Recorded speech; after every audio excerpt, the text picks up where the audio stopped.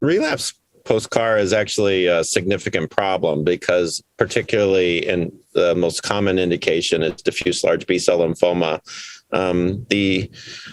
Unfortunately, the majority of patients, greater than 50%, are either going to have progressive disease shortly after CAR T cells or will have progressive disease somewhere thereafter. And where of particular significance, the patients with progressive disease at an initial assessment, be it at 1 month after CAR T or at 3 months, where a lot of data exist, will have a very, very poor prognosis if there's this early progression of disease. And I don't think there's a whole lot we know that we can do with this group of patients. People have tried various things, but have been unsuccessful. What I think a lot of people fail to know is that in those patients who progress or have recurrent disease at later points after CAR T cells, there have been some degree of success with various modalities. So one form of treatment is to come back with a second CAR. People have tried to repeat the same CAR with limited success. But other people have looked at other targets, CD22 and CD20 in particular. And there has been some degree of success in patients who have received CAR for diffuse large B-cell lymphoma.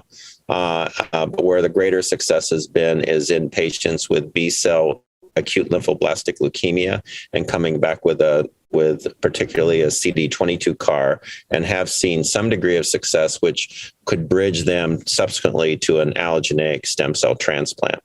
Where a second CAR is not available, some modalities that have been looked at are checkpoint inhibitors, conventional chemotherapy, radiotherapy. And in that particular situation, there has been some degree of success with checkpoint inhibitors. I think it's really important that at the time of relapse that one get a biopsy and look for a couple of parameters, whether or not there's CD19 expression, thinking about maybe a second CAR, and the expression of other surface markers such as CD20 and CD22, but also look for the expression of PD-L1.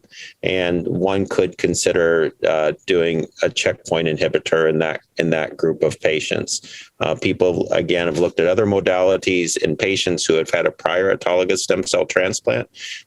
They still could be sensitive to chemotherapy. And so it's not unreasonable to try to test them and actually take them on to subsequently to an allogeneic stem cell transplant.